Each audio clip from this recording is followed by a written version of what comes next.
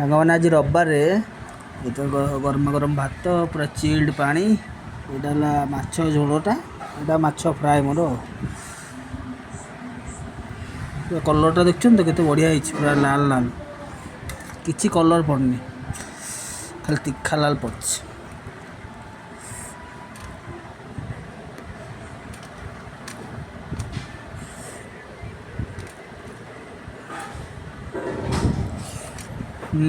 ମାଛ ଝୋଳଟା ବଢ଼ିଆ ହେଇଛି।